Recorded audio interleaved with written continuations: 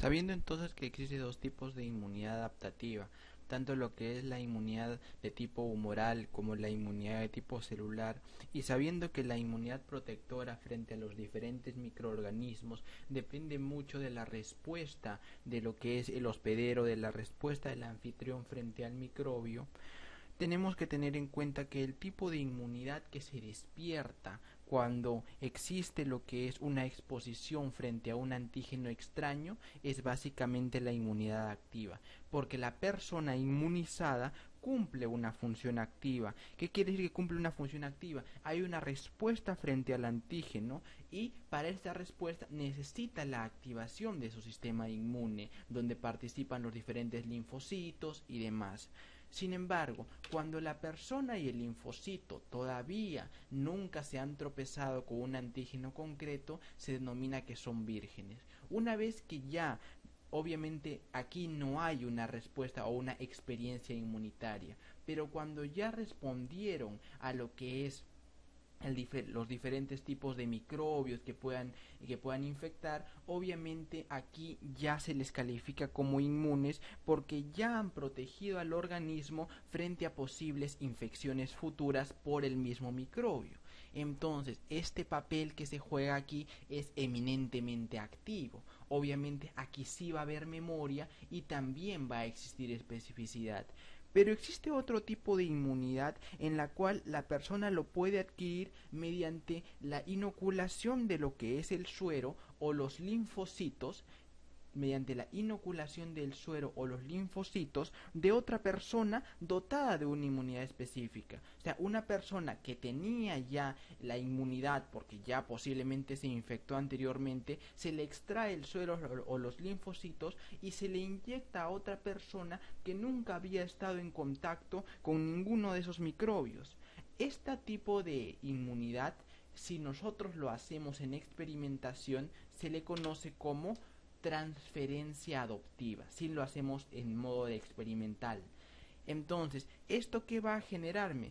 Me va a dar que la persona, o que obviamente en teoría me tenía linfocitos de tipo virgen, quede inmunizada. Una persona que va a quedar protegida contra ese microbio de tipo específico. Por eso es que en la inmunidad de tipo pasiva, porque es una inmunidad pasiva, sí hay especificidad, lo que no hay es memoria, porque obviamente nunca mi organismo estuvo en contacto contra este tipo de microbio, sino que se le inoculó suero, se le inoculó linfocitos de una persona que sí tenía la inmunidad y esta persona quedó protegida automáticamente. Y pese a nunca haber respondido ante este agente extraño. Es importante esta inmunidad pasiva porque es un método útil para aportar una resistencia de tipo rápida sin tener obviamente que esperar a que mi cuerpo me desencadene una respuesta frente a este agente extraño. Una importancia de esto es, por ejemplo, la de tipo fisiológica, cuando la madre le transfiere los anticuerpos al feto. Los anticuerpos maternos se transfieren a lo que es el feto y esto permite que los recién nacidos puedan combatir infecciones hasta que ellos desarrollen sus propios anticuerpos y su propio sistema inmunitario esté completo y puedan defenderse por sí mismos de las enfermedades. Pero la importancia de la inmunidad pasiva va mucho más allá, porque se puede también inocular o se puede realizar inmunidad pasiva contra toxinas bacterianas. ¿Y aquí qué se hace? Se inocula, se administra anticuerpos procedentes, por ejemplo, de animales que ya fueron infectados, que tienen ya una inmunización, y este tratamiento ha resultado muy eficaz a lo largo de los años para combatir diferentes tipos de enfermedades, ¿no? Y salvar la vida a pacientes que sufrían de qué? Por ejemplo, de tétano, incluso de lo que es una picadura de serpiente. Y obviamente por eso la inmunidad pasiva, si bien no es como una inmunidad activa en la cual mi sistema inmune va a actuar, ¿no?, frente a lo que es el microbio, también es importante la inmunidad pasiva. Habíamos dicho también que los mayores avances que nosotros hemos tenido en inmunología es cuando hemos sido capaces de manipular nuestro sistema inmune.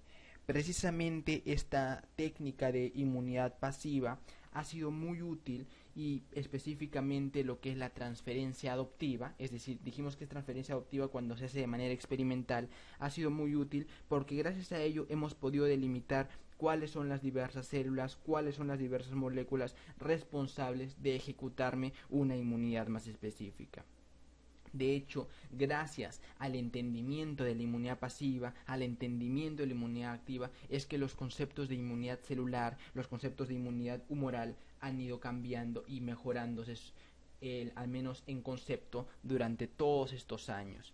Y como dije, numerosos estudios se han hecho respecto a esto. Uno de los estudios que se realizó fue aproximadamente en el año 1890. Emil von Behring fue el primero, fue uno de los tantos que experimentó con esto. ¿Y qué es lo que propuso? Puso de manifiesto, en ese tiempo la difteria era una enfermedad muy mortal. Entonces, ¿qué hizo? Él postuló que si se transfería suero de animales que tenían difteria o a otros animales que eran en teoría vírgenes, que nunca habían sido expuestos a lo que es la difteria, una vez que estos animales que se les había transferido la difteria se recomponían de lo que es la infección, adquirían receptores que iban a impedir que ellos vuelvan a tener una infección de este tipo, es decir, generaba una resistencia, los protegía frente a infecciones futuras. A estos compuestos activos que él inoculaba en estos animales teóricamente vírgenes los llamó antitoxinas. ¿Por qué? Porque neutralizaban cualquier efecto patológico que tuviera la toxina diftérica. Obviamente este hallazgo fue importante en esa época porque dio lugar al tratamiento de la infección, que de otra forma era mortal, y mediante la administración de esta antitoxina se reconoció el valor de lo que era el sistema inmunitario y lo que es esta inmunidad pasiva, la inmunidad activa, ya se empezó a analizar mucho más, y gracias a eso fue que recibe el premio Nobel en cuanto a lo que es fisiología y medicina por este hallazgo. Pero no fue el único investigador que analizó este tipo de inmunidad. En el año 1908 es que también se recibe el premio, lo que es Medkinov, recibe el primer premio porque él analizó mucho lo que son las células inmunitarias y propuso que estas células inmunitarias usaban receptores. En ese tiempo a estos receptores le llamó como cadenas laterales, que lo que hacían eran reconocer las toxinas bacterianas y después secretaban diferentes compuestos para combatir a estos microbios. Eso es lo que él propuso.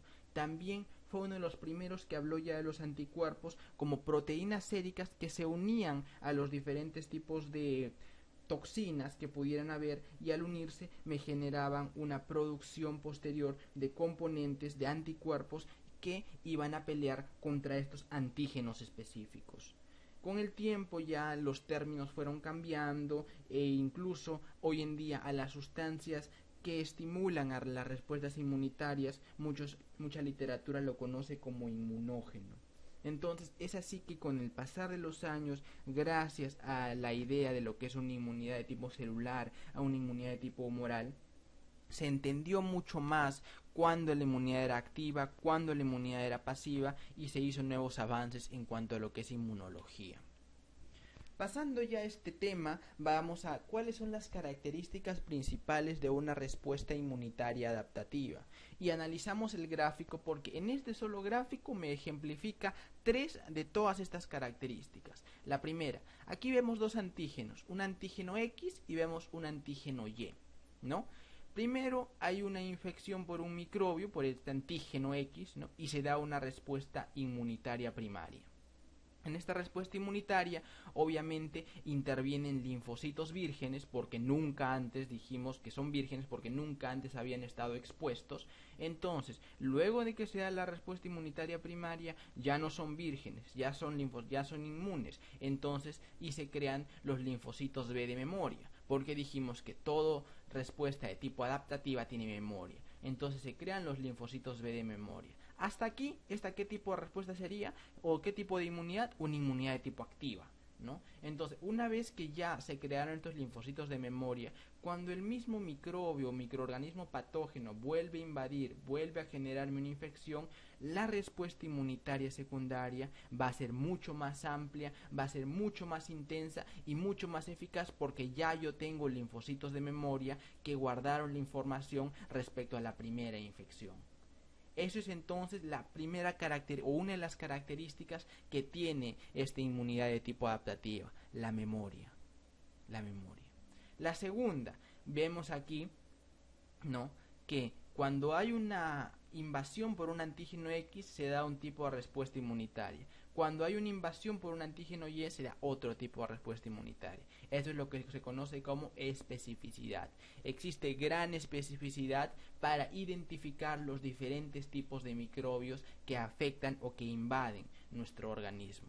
Y tercero, lo que se conoce como homeostasis o también como contención.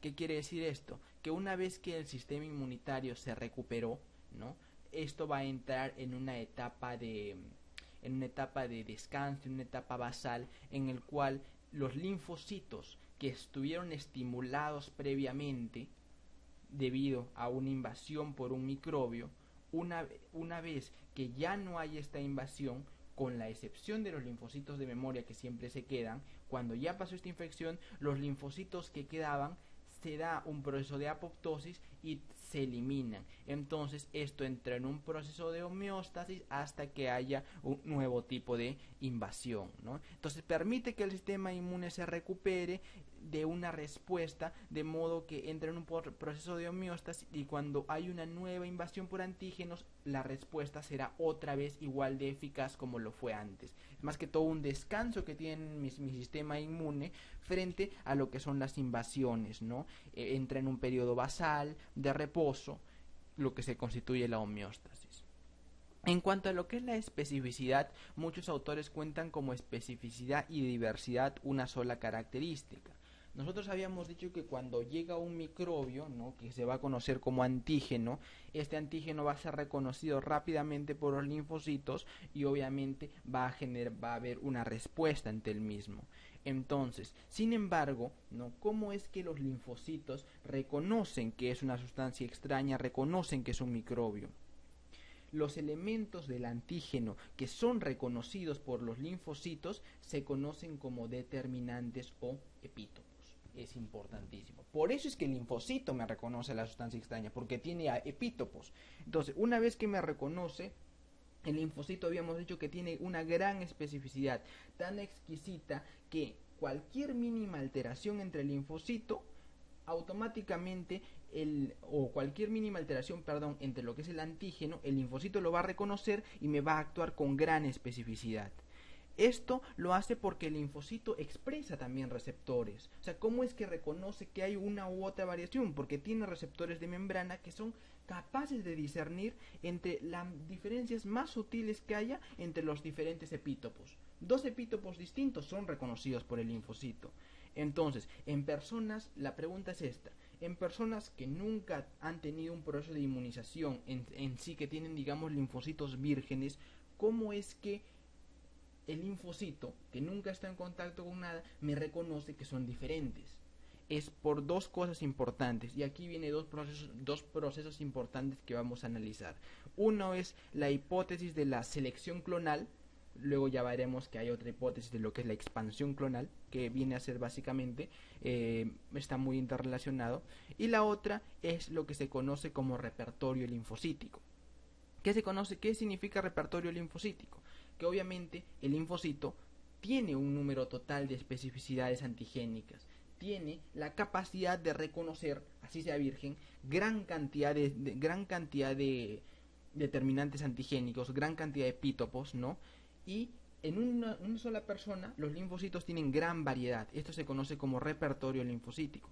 Entonces se calcula que más o menos el sistema inmunitario de una persona normal es capaz de distinguir entre 10 a la 9 y 10 a la 7 determinantes o epítopos. O sea, de por sí, así sea virgen, me puede reconocer 10 a la 9 o 10 a la 7 determinantes distintos y generarme obviamente una acción, así el antígeno sea el mismo o tenga diferencias sutiles. Es por eso que se dice que hay una gran diversidad en mi sistema inmunitario, gran diversidad que me produce una gran respuesta frente a cualquier invasión, así la invasión sea nueva. La otra característica es ya la especialización que dijimos que se tiene, y esta especialización es la razón por la cual nosotros tenemos una inmunidad adaptativa tan avanzada, que incluye lo que es, primero, desencadenar una inmunidad de tipo humoral, si es que los microbios son de tipo extracelulares, o son las toxinas que están ahí. Si son ya víricos o digamos, hay alguna bacteria que está dentro, ¿no? Que está de manera intracelular, desencadenarme una respuesta celular y ya no humoral. Es por eso que tiene una gran especialización. Contención ya dijimos, y luego lo que es la expansión clonal. El tema de expansión clonal se ha ido desarrollando y el término también ha cambiado a lo largo de los años. ¿Qué quiere decir expansión clonal? Designa que básicamente cuando se da el contacto con un microbio específico, automáticamente cuando ya el linfocito se ve frente al antígeno, va a experimentar una proliferación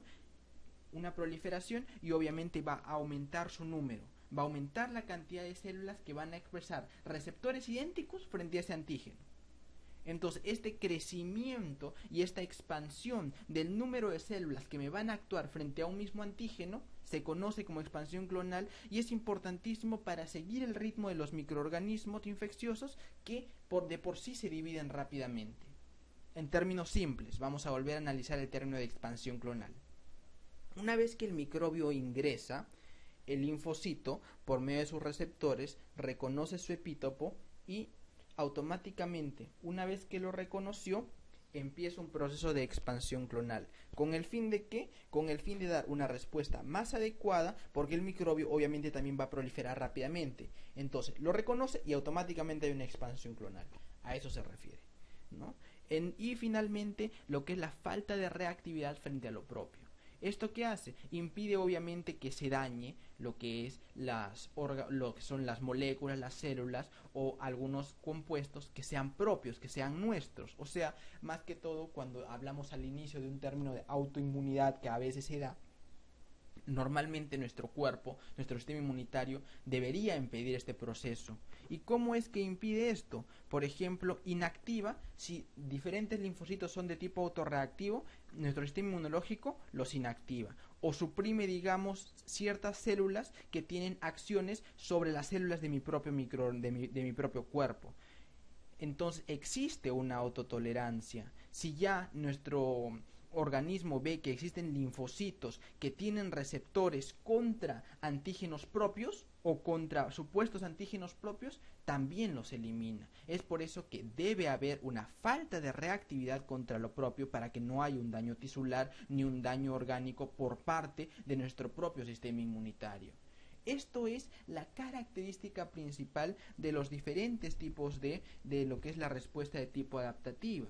Entonces, esta respuesta adaptativa es necesaria para que obviamente el sistema inmunitario cumpla una defensa eficaz contra lo que es el anfitrión. La especificidad, la memoria, permiten obviamente una respuesta mayor tras la exposición persistente y recurrente al antígeno. Y tras combatir obviamente prolongadas y repetidas veces esto todavía se vuelve mucho más específico.